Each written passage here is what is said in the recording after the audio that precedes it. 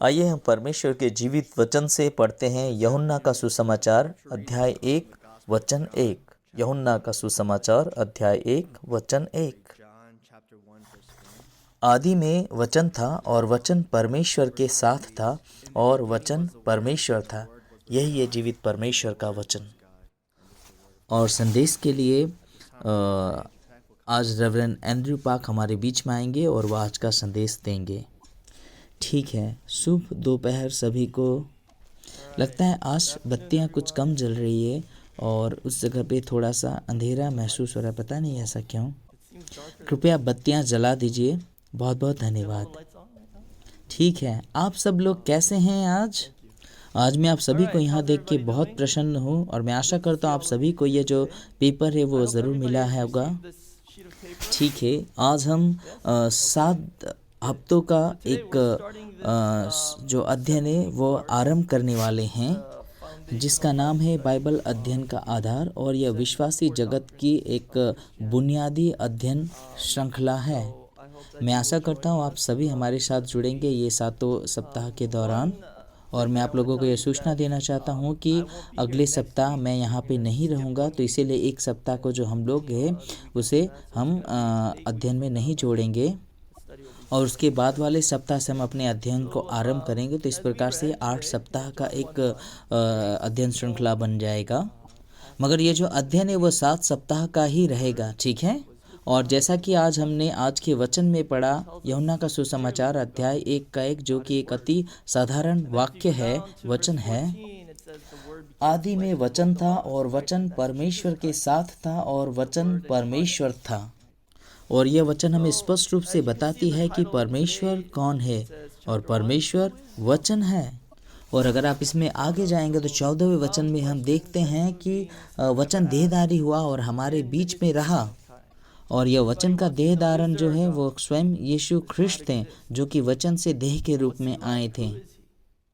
जैसा कि आप शीर्षक में देख रहे हैं कि परमेश्वर कौन है, और यह प्रश्न मनुष्य जगत के इतिहास का सबसे महत्वपूर्ण प्रश्न है। मनुष्य हमेशा से जानना चाहता है कि ईश्वर कौन है, क्या परमेश्वर का अस्तित्व है, और परमेश्वर क्या है और क्या पसंद करता है, कौन है परमेश्वर। और बहुत सारे लोगों ने इस प्रश्न का उत्तर देने का प्रयास किया है, लेकिन एक सटीक उत्तर अब तक नहीं दे पाए हैं, और लोग इस प्रश्न का उत्तर एक सटीक प्रमाण के साथ चाहते हैं। और आइए हम देखते हैं कि बाइबल इस विषय में हमें क्या सिखाती है। और मैं चाहता हूं कि आप और एक वचन को पढ़ें। अगर आपके पास बाइबल है तो कृपया पहला पत्रुस अध्याय 3 का वचन 15 निकालें। पहला पत्रुस अध्याय 3 वचन 15। और मैं चाहता हूं कि इस तरह का एटीट्यूड और हृदय आप सभी में और हम सभी में हो, ये अगले जो आने वाले 7 सप्ताह हैं उस सप्ताह के अध्ययन के दौरान।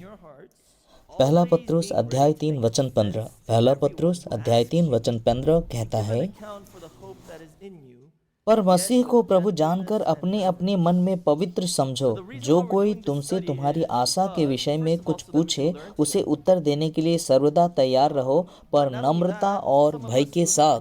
और इस अध्ययन को करने का पहला कारण यह है कि हम सब एक साथ सीख सके, और जो काफ़ी लंबे समय से विश्वासी हैं वे इसे अच्छे से जान सकते हैं। और दूसरा कारण यह है कि हम न केवल खुद सीख सके बल्कि हम दूसरों को भी इस अध्ययन के द्वारा सिखा सकें, ताकि हम हिसाब दे सकें। और यह वचन भी उसी प्रकार से कहती है, जब हमारे विश्वास के विषय में कोई पूछे तो हम उसे उसका हिसाब दे सके, उसे बता सके नम्रता और भय के साथ। और यही पहला पत्रुस 3 का 15 हमें सिखाता भी है। और मैं आशा करता हूँ आप सभी ने इसे नोट करके रखा है, ताकि जब कोई आपसे पूछे कि आप क्यों चर्च जाते हैं, आप क्यों यीशु पे विश्वास करते हैं, तो आप इसका एक सही और सटीक जवाब दे सकें, हाँ या ना। और मैं आशा करता हूँ और इस अध्ययन के बाद आप अवश्य इसका जवाब दे पाएंगे। आमीन। ठीक है, हम आगे बढ़ते हैं। और हाँ, एक महत्वपूर्ण बात, इस वचन के अंत में जो 2 काफ़ी महत्वपूर्ण शब्द हैं, और वो शब्द है नम्रता और भय के साथ। आप खुद ज़्यादा इस विषय पे अत्यधिक चतुर न बने।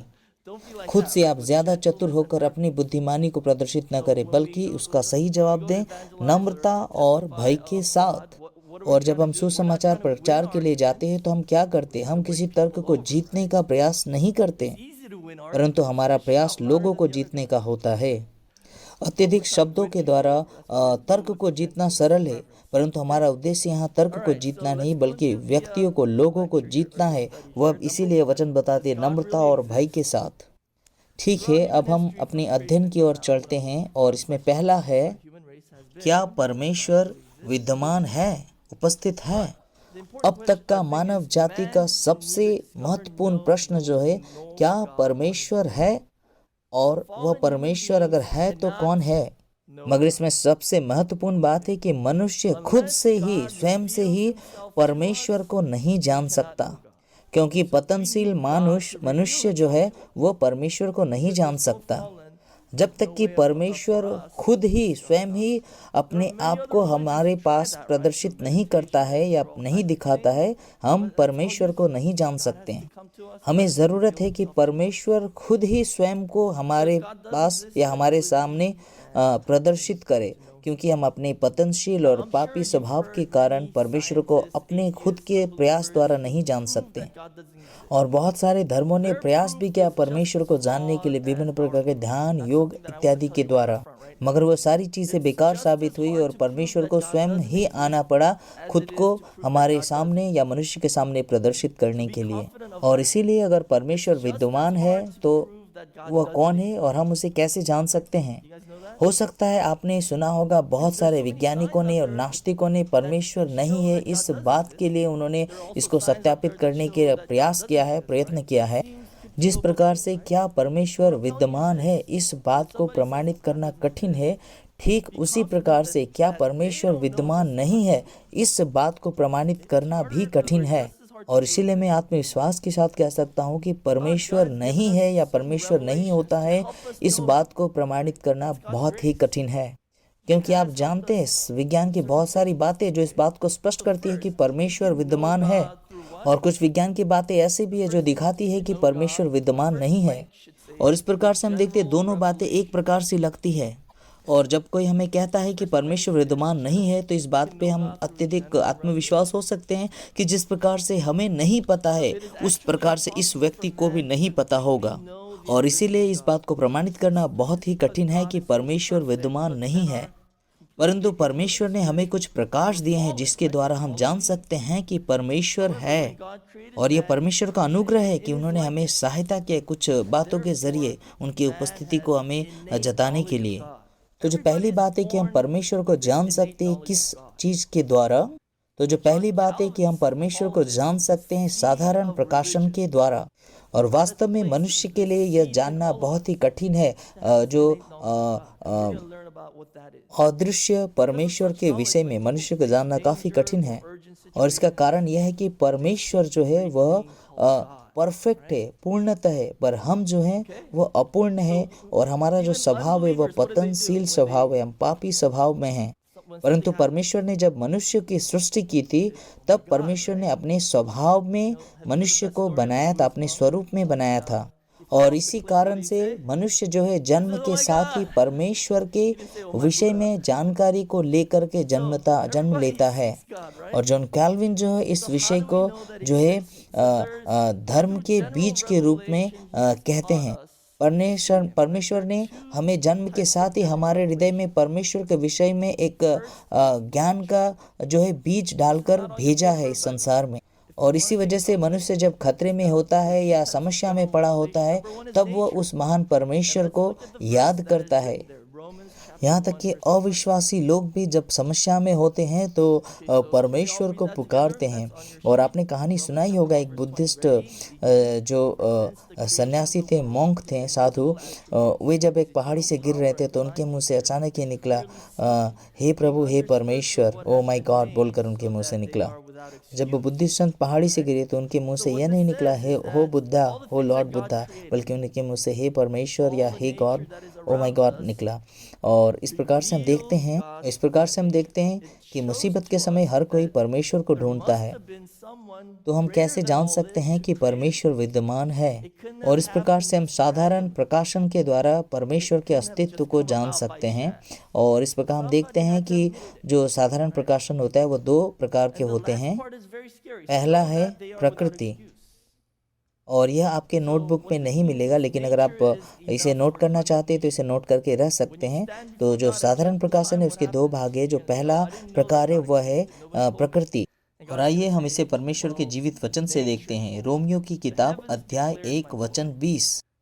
आइए हम सब एक साथ मिलकर इसे पढ़ते हैं। यह आपके नोटबुक में है। उसके अनदेखे गुण अर्थात उसकी सनातन सामर्थ्य और परमेश्वरत्व जगत की सृष्टि के समय से उसके कामों के द्वारा देखने में आते हैं, यहाँ तक कि वे निरुत्तर हैं।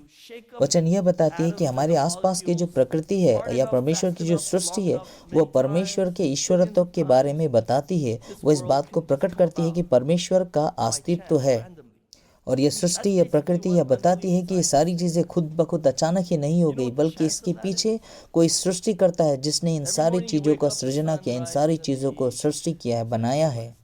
और इस वचन का जो अंतिम भाग है वह अति भयभीत करने वाला है। जो लिखा है यहाँ तक कि वे निरुत्तर हैं। और ये बात को स्पष्ट करती है कि यह जो वचन है, लास्ट का पार्ट है, यह लोगों का जो नाश का जवाब देने के लिए काफ़ी है, उन्हें नाशवान बनाने के लिए काफ़ी है। और जब हम न्याय के सिंहासन के सामने खड़े होंगे और परमेश्वर को देखेंगे तो उस समय अगर हम उनसे कहेंगे कि हम आपके बारे में नहीं जानते थे, मुझे किसी ने नहीं बताया आपके अस्तित्व के बारे में, तो परमेश्वर उत्तर देगा कि प्रकृति जो है वो स्पष्ट रीति से मेरे बारे में बताती है और स्वर्ग जो है वह मेरी महिमा का बखान करता है। और इसीलिए हमारे पास कोई उत्तर नहीं होगा। और इस प्रकार हमारे चारों ओर की जो प्रकृति और सृष्टि है वह परमेश्वर के अस्तित्व को बताती है। लेकिन जो एक अविश्वासी व्यक्ति होता है वह इस बात को कहता है कि ये सारी सृष्टि का रचना यूं ही हो गया और यह संयोग से बन गया। और वे कहते हैं कि जब अणु परमाणु को बहुत लंबे समय तक गतिशील अवस्था में रखा जाता है तो इस प्रकार का संयोग होता है और इस प्रकार की सृष्टि की रचना होती है संयोग से। और यह संयोग किस प्रकार से हो सकता है? जब हम अपनी आंखों को खोलते हैं, नींद से उठते हैं, तो हम देखते हैं सूरज पूरब से उगता है और पश्चिम में डूब जाता है। और यह लगातार चलता रहता है। यह मेरे पूरे जीवन भर चलता रहता है और आपके जीवन भर भी यह लगातार चलता रहता है। और यह केवल संयोग कैसे हो सकता है? हम इस संसार में जब रहते हैं और हम सांस लेते हैं और इस संसार में हमें जीने के लिए जो है पर्याप्त मात्रा में जो है ऑक्सीजन अवेलेबल है। और असंख्य सूक्ष्म जीव जंतुओं द्वारा और अन्य सभी जीव जीवात्माओं के द्वारा मिलकर के एक परिवेश बनता है और जिस परिवेश हमारे रहने लायक का होता है। यह एक संयोग नहीं हो सकता। जिस प्रकार से आप हर एक दिन लॉटरी नहीं जीत सकते हैं, जितना संयोग नहीं हो सकता, उसी प्रकार से सूरज का हर एक दिन पूरब में उगना और पश्चिम में डूबना एक संयोग नहीं हो सकता। इस तर्क को जो है विश्वासी वैज्ञानिकों द्वारा दिया जाता है। आप कल्पना कीजिए कि आप हर एक दिन करोड़ों की लॉटरी को जीत रहे हैं। क्या ऐसा संयोग हो सकता है? मगर लोग कहते हैं कि जिस प्रकार से यह संसार चल रहा है, जिस प्रकार के परिवेश में हम जी रहे हैं, ये परिवेश एक संयोग से बना हुआ है। और इसका तो अर्थ यही हुआ कि हम हर एक दिन सुबह को उठते हैं और हमें जो है लॉटरी मिलता है, करोड़ों की लॉटरी हमारी लग जाती है। और इस प्रकार का संयोग की बात हुआ। क्या ऐसा संभव है? क्या आप इस पर विश्वास कर सकते हैं? और हर एक दिन आप अपने आप को सुबह में उठते हैं, अपने आप को जीवित पाते हैं और सूर्य को देखते हैं, परिवेश को देखते हैं आसपास के, और परमेश्वर को धन्यवाद देते हैं और परमेश्वर से कहते हैं, प्रभु जी आपने मुझे एक जो है जैकपॉट लगा दिया है। और आज के दिन में ऐसा कौन है जो परमेश्वर को धन्यवाद देता है? आप देते हैं? और यह प्रकृति है और परमेश्वर ने हमें इस प्रकार के एक अनुग्रह और आशीष को दिया है, लेकिन हम कभी परमेश्वर का इसके लिए धन्यवाद नहीं करते हैं।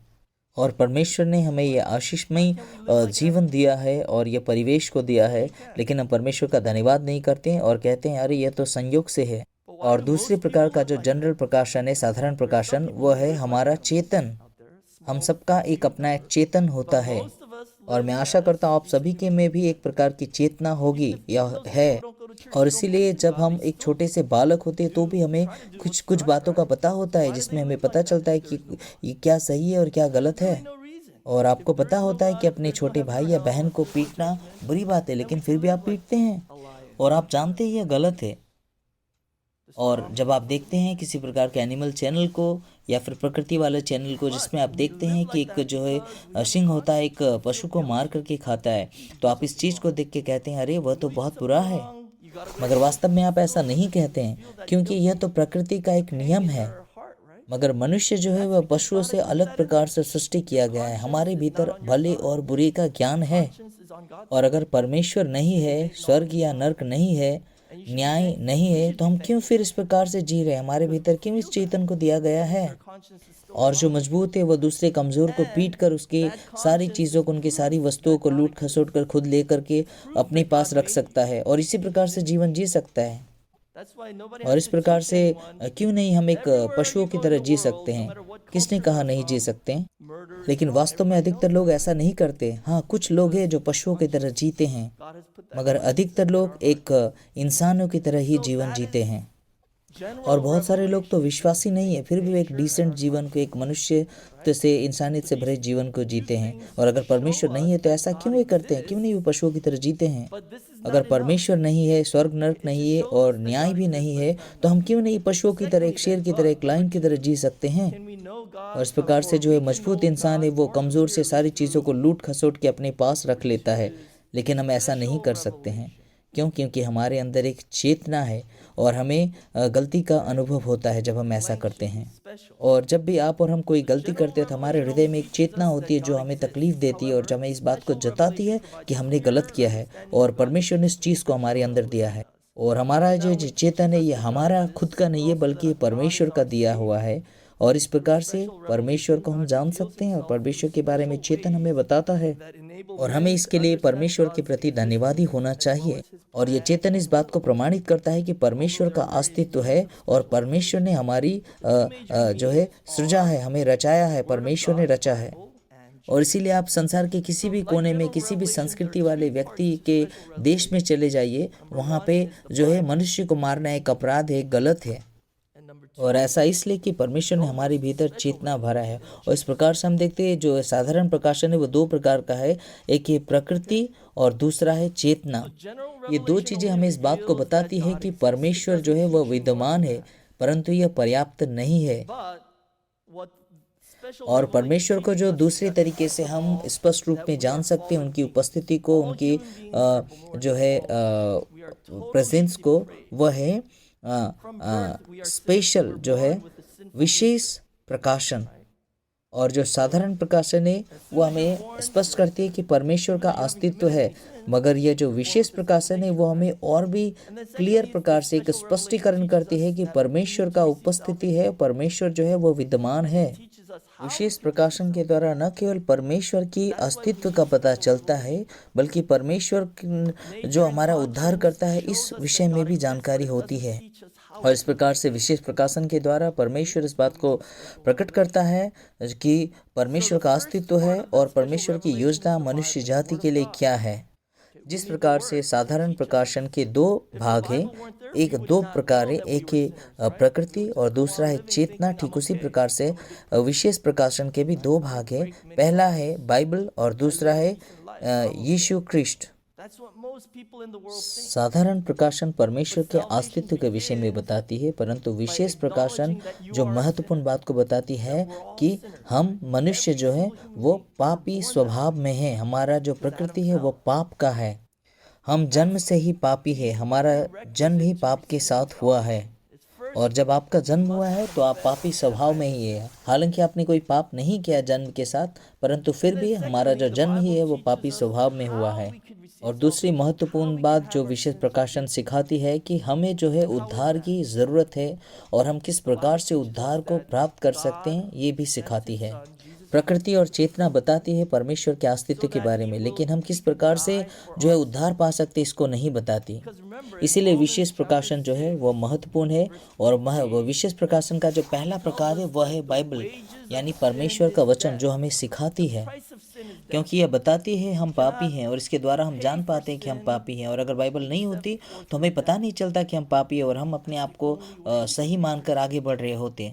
और संसार के सारे अविश्वासियों का सोच भी यही है कि हमने किसी प्रकार के कानून को नहीं तोड़ा, किसी प्रकार का गलत काम नहीं किया, हम सही हैं। और मगर वास्तविकता यह है कि मगर उद्धार की शुरुआत ही इस बात को स्वीकारने से होती है कि हम पापी हैं।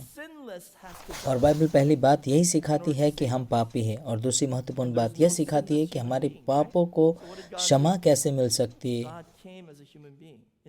और यह बताती है कि परमेश्वर ने ख्रिस्ट यीशु को इस संसार में भेजा ताकि वह हमारे पापों के लिए बलिदान हो सके। और जिस प्रकार से रोमी की किताब अध्याय 6 वचन 23 कहता है, क्योंकि पाप की मजदूरी तो मृत्यु है, परंतु परमेश्वर का वरदान हमारे प्रभु यीशु मसीह के अनंत जीवन है। पाप की मजदूरी तो मृत्यु है, और इस मृत्यु को, इस प्राइस को जो है, या तो हमें खुद देना है या फिर हमारे बदले में कोई और को मरना होगा जो कि निष्पाप हो। क्योंकि अगर हम मरते हैं तो हम सिर्फ अपने पापों के लिए मर जाते हैं, लेकिन अगर कोई निष्कलंक निष्पाप व्यक्ति मरता है तो वह सिर्फ हमारे नहीं बल्कि सारे संसार के पापों के लिए, हर एक मनुष्य के पापों के लिए बलिदान हो जाता है। परंतु इस संसार में तो कोई निष्पापी व्यक्ति है ही नहीं, बिना पाप के कोई है ही नहीं। इसीलिए परमेश्वर खुद ही मनुष्य के रूप में इस संसार में आया। और इब्रानियों की किताब 4:15 कहता है कि यीशु मसीह जो इस संसार में जब आया तो उसने हर एक प्रकार के जो समस्याओं को, कष्टों को और सतावट को और पीड़ा को सहा, जिस प्रकार से हमें जो पीड़ा सहनी पड़ती है। और प्रभु यीशु ने एक साधारण मनुष्य की तरह हर एक सताहट, हर एक पीड़ा और कष्टों को ठीक उसी प्रकार से सहा जिस प्रकार से हम अपने जीवन में सहते हैं और उसे झेलते हैं। और ऐसा नहीं कि वो परमेश्वर का पुत्र था और परमेश्वर था, उसने किसी प्रकार के कष्टों को नहीं झेला, वास्तव में ऐसा नहीं है। और उसने सभी कष्टों को और दुखों को सहा। और इस वचन का अंतिम भाग बताता है, फिर भी वह निष्पाप निकला और इसीलिए वह हमारे पापों के लिए बलिदान हुआ। और जब वह हमारे पापों के लिए बलिदान हुआ और हमारे सारे पापों को यीशु मसीह के द्वारा क्षमा मिल गया और हम प्रभु यीशु के बलिदान के द्वारा धर्मी ठहरे। और इस प्रकार से एक आत्मिक आदान प्रदान हुआ जिसमें हमने अपने पाप को यीशु मसीह को दिया और यीशु मसीह ने अपनी धार्मिकता को हमें दिया।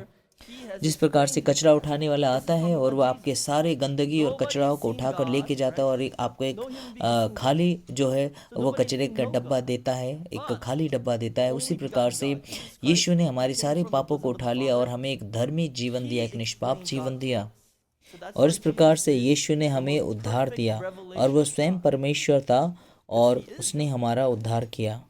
और इस प्रकार से प्रभु यीशु एक विशेष प्रकाशन भी है जो परमेश्वर होकर भी परमेश्वर होकर अपने आप को हमें प्रदर्शित किया और हमारे पापों के लिए बलिदान हुआ। आइए हम देखते हैं यूहन्ना की किताब अध्याय 1 वचन 18। यूहन्ना की किताब अध्याय 1 वचन 18। परमेश्वर को किसी ने कभी नहीं देखा, इकलौता पुत्र जो पिता की गोद में है उसी ने उसे प्रकट किया।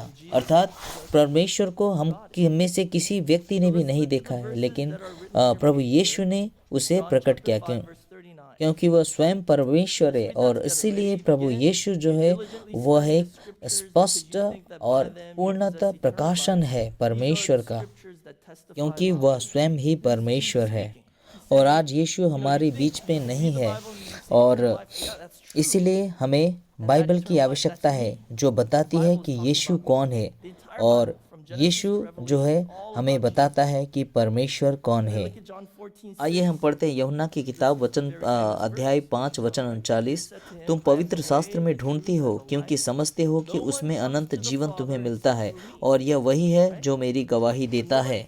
और प्रभु यीशु कहते हैं कि तुम पवित्र शास्त्र में ढूंढते हो और समझते हो कि उसमें अनंत जीवन तुम्हें मिलता है, पर वास्तविकता में वो अनंत जीवन प्रभु यीशु हैं जो उस अनंत जीवन को देते हैं। और यह संपूर्ण बाइबल ही यीशु है और यीशु के विषय में है, उत्पत्ति से लेकर प्रकाशित वाक्य तक। आइए हम पढ़ते यूहन्ना की किताब अध्याय 14 वचन 6।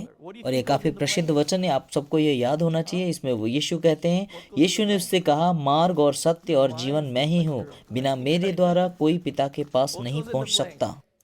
कोई भी यीशु के बिना पिता को, परमेश्वर को नहीं जान सकता। और बिना बाइबल के कोई यीशु को नहीं जान सकता, इसीलिए बाइबल बहुत महत्वपूर्ण है। और इस प्रकार से हम बाइबल के द्वारा यीशु को जान सकते हैं और यीशु के द्वारा परमेश्वर पिता को जान सकते हैं।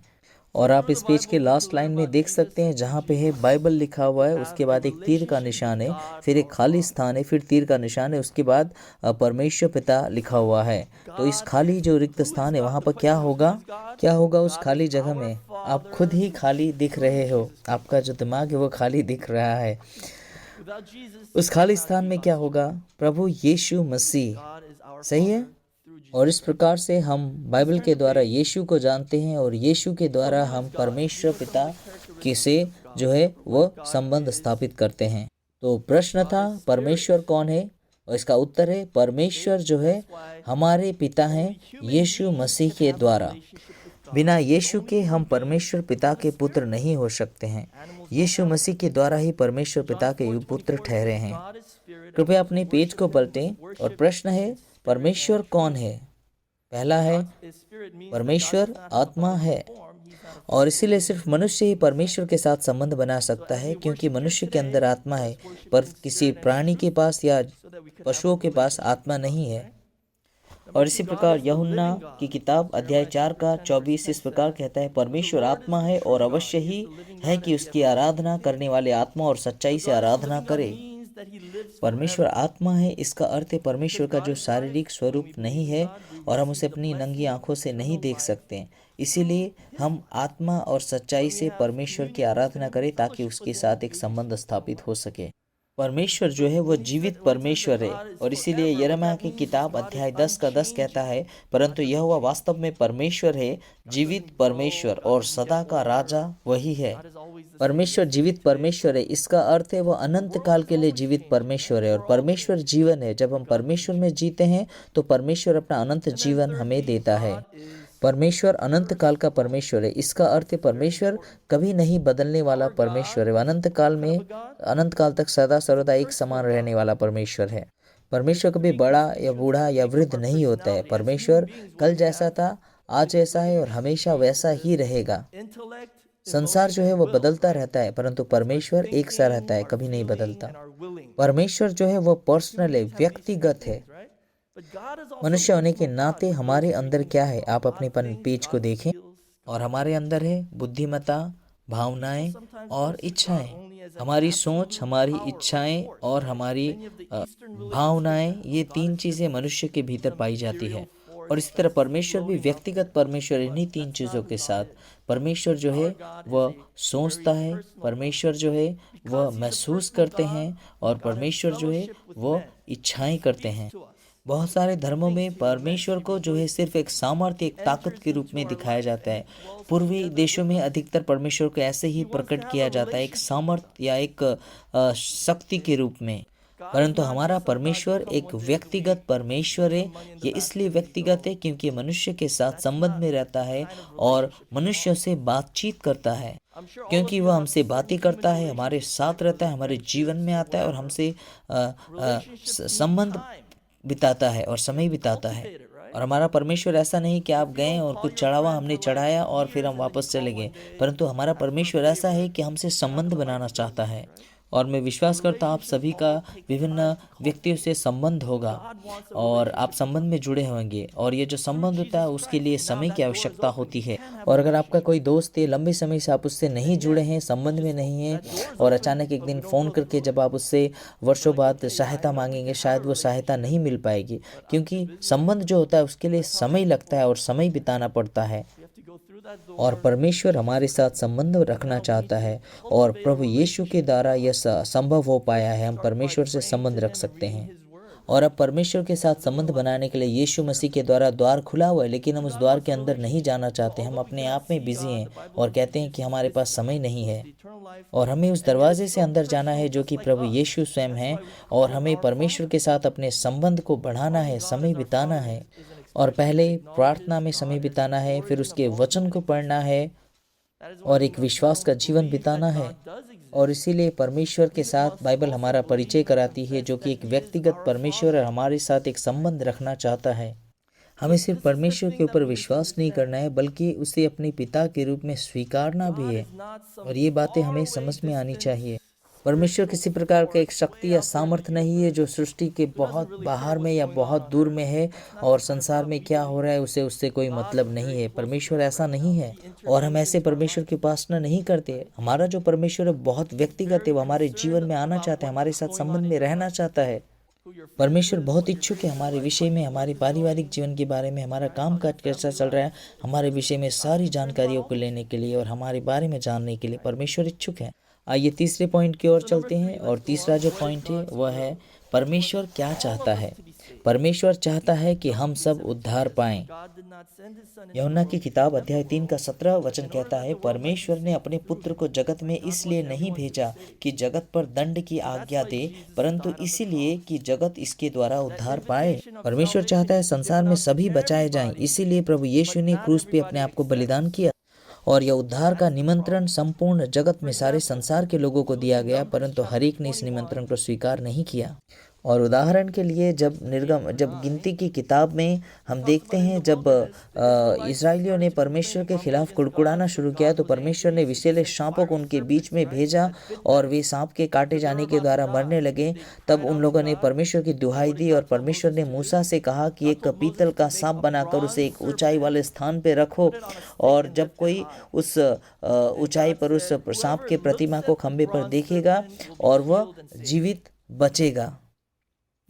और ये कितना आसान सा समाधान है, सिर्फ एक बार ऊपर देखना है और सांप के काटने से आप बच जाएंगे। परंतु बाइबल बताती है वास्तव में बहुत ही सारे लोग मारे गए क्योंकि लोगों ने पीतल पे खंबे पर लटके हुए सांप को नहीं देखा। और ठीक इसी प्रकार से यूहन्ना की किताब अध्याय 3 के 14 और 15 में यीशु ने कहा, और जिस रीति से मूसा ने जंगल में सांप को ऊंचे पर चढ़ाया, उसी रीति से अवश्य है कि मनुष्य का पुत्र भी ऊंचे पर चढ़ाया जाए, ताकि जो कोई उस पर विश्वास करे वो अनंत जीवन पाए। और यहाँ पे ये प्रभु यीशु अपने आप को क्रूस पे चढ़ाने की बात को कर रहे थे। और यह भी बताती है कि सुसमाचार कितना सरल है और उद्धार को पाना कितना सरल है। और करना कुछ नहीं था, सिर्फ ऊपर देखना था। इसके बावजूद लोगों ने नहीं देखा और ऐसा नहीं किया क्योंकि यह बहुत आसान था और लोगों ने इस पर विश्वास नहीं किया। और यह बहुत आसान है, आपको करना कुछ नहीं, सिर्फ यीशु पे विश्वास करना है और विश्वास करना है कि यीशु क्रूस पे हमारे लिए बलिदान हुआ और हमारे पापों को उसने अपने ऊपर ले लिया। और यह इतना आसान है कि हर कोई इस पर विश्वास नहीं करता। और यह एक खुला निमंत्रण परमेश्वर ने संपूर्ण संसार के लोगों को दिया। आप सिर्फ क्रूस पर देखो और अपने पापों से पश्चाताप करो और विश्वास करो और आप उद्धार को पाओगे। और यह इतना आसान है कि इस पर विश्वास करना ही कठिन है। और यही तो सुसमाचार है। और परमेश्वर यही चाहता है कि संसार के संपूर्ण लोग परमेश्वर के इस नियम को जाने और अपने उद्धार को पाले। और पहला तिमोथी अध्याय 2 वचन 4 कहता है, जो यह चाहता है कि सब मनुष्यों का उद्धार हो और वे सत्य को भली भांति पहचान ले। परंतु दुख की बात है कि हर एक का उद्धार नहीं हो रहा है। उद्धार के लिए रास्ता खुला हुआ है आसान सा, इसके बावजूद भी उद्धार नहीं हो रहा। और अंत में परमेश्वर जो है वो महिमित होना चाहता है और अंतिम रिक्त स्थान में होगा, महिमित होना चाहता है। परमेश्वर चाहता है कि प्रत्येक मनुष्य द्वारा परमेश्वर को महिमा मिले। और इसीलिए परमेश्वर ने मनुष्य की सृष्टि की और परमेश्वर ने अपनी महिमा के लिए हम मनुष्य को बनाया। और निष्कर्ष में हम बात करेंगे कि हम कैसे करके परमेश्वर के अस्तित्व को जान सकते हैं। और हम दो प्रकार से परमेश्वर के अस्तित्व को जान सकते हैं। पहला है प्रकृति और दूसरा है चेतन। और इनके द्वारा हम सिर्फ परमेश्वर के अस्तित्व के विषय में जान सकते, लेकिन इससे हमारा उद्धार नहीं हो सकता। और यह साधारण प्रकाशन उद्धार के लिए जो है वो पर्याप्त नहीं है, इसीलिए हमें विशेष प्रकाशन की आवश्यकता है। और विशेष प्रकाशन सिर्फ यह नहीं बताती है कि इस सृष्टि को बनाने वाला परमेश्वर है, और बहुत से लोग सिर्फ इसी पे विश्वास करते हैं। और यहूदी लोग और मुस्लिम लोग इस विषय पे विश्वास करते हैं कि एक परमेश्वर ने सृष्टि की रचना की है। परंतु इससे सिर्फ हमारा उद्धार नहीं हो सकता कि हम विश्वास करते हैं कि परमेश्वर ने सृष्टि की रचना की है। परंतु बाइबल बताती है कि परमेश्वर ने सिर्फ इस सृष्टि की रचना नहीं की, बल्कि उस परमेश्वर जिसने सृष्टि की रचना की वो इस संसार में, इस धरती पे मनुष्य बनकर आया। और वह कोई नहीं, सिर्फ यीशु मसीह है जो हमारे पापों के लिए मरा। और हमें इस पर विश्वास करना है और हमारा तभी जाकर उद्धार संभव है। और इस प्रकार से मुस्लिम लोग और यहूदी लोग परमेश्वर पर विश्वास करते हैं। अल्लाह का अर्थ है परमेश्वर, परंतु इसका अर्थ ये नहीं कि वे लोग उद्धार को पा गए, क्योंकि उद्धार का जो मार्ग है वो काफ़ी छोटा और संकरा है, और इसके लिए आपको बाइबल पढ़ने की आवश्यकता है, और प्रकृति के द्वारा आप इस चीज़ों को जान सकते हैं। और इसे आप प्रकृति के द्वारा या फिर ध्यान योग के द्वारा नहीं जान सकते। सिर्फ बाइबल एक माध्यम है जहाँ से आप जान सकते इस विषय में, और यही चीज़ें हैं जो परमेश्वर बाइबल के द्वारा सिखाती है। और इस विशेष प्रकाशन के द्वारा परमेश्वर ने उद्धार का जो मार्ग प्रभु यीशु के द्वारा हमारे ऊपर प्रकट किया। आइए हम देखते हैं प्रेरितों की किताब अध्याय 4 वचन 12। और प्रेरितों की किताब अध्याय 4 वचन 12 कहता है, किसी दूसरे के द्वारा उद्धार नहीं, क्योंकि स्वर्ग के नीचे मनुष्य में और कोई दूसरा नाम नहीं दिया गया जिसके द्वारा हम उद्धार पा सके। और यहाँ वचन प्रभु यीशु के विषय में बताती है कि संसार में कोई दूसरा नाम नहीं दिया गया जिसके द्वारा हम उद्धार पा सकते हैं, सिर्फ प्रभु यीशु को मसीह को छोड़कर। और अगर आप परमेश्वर पर विश्वास करते हैं मगर यीशु पे विश्वास नहीं करते हैं तो आपका उद्धार नहीं हो सकता। और यह बहुत अनोखी बात है कि आप परमेश्वर पे विश्वास करते हैं और यीशु पे विश्वास नहीं करते हैं, और अगर आप यीशु पे विश्वास नहीं करते तो आपका उद्धार नहीं हो सकता। और यह बहुत विरोधाभास वाली बात है। और अगर आप इसे किसी बाहर में जाएं और किसी व्यक्ति को कहें तो यह बात के द्वारा जो है हिंसात्मक बातें हो सकती है, मगर यही सत्य बातें हैं जो बाइबल हमें बताती है। और मैं विश्वास करता हूँ आज के अध्ययन के द्वारा हमें परमेश्वर के विषय में और भी अधिक जानकारी मिली, और हम उनके साथ और भी बेहतर संबंध को बना सकते हैं और परमेश्वर के बारे में ज्ञान को पा सके हैं। और प्रभु यीशु मसीह के द्वारा हम सभी का उद्धार हुआ है। और आइए हम प्रार्थना करते हैं। परमेश्वर पिता, हम आपको धन्यवाद देते हैं ये 7 सप्ताह का जो अध्ययन श्रृंखला है उसके लिए जो आज हमने शुरू किया है। पिता, मैं प्रार्थना करता आप हमारे हृदय को खोले और हमारे अंदर विश्वास उत्पन्न करें, और पिता सहायता करें कि हम उस सत्य को असल प्रकार से अपने हृदय में ग्रहण कर सकें, ताकि हम अपने पाप को स्वीकार कर सकें और अपने पाप को अंगीकार कर सकें और प्रभु यीशु पर विश्वास कर सकें, ताकि हम सब आपके पुत्र और पुत्री होने पाएं। और हम सारी आदर महिमा स्तुति आपको देते हुए इस प्रार्थना को यीशु के नाम से मांग लेते हैं, आमीन। आइए हम तालियों के द्वारा परमेश्वर की महिमा करते हैं।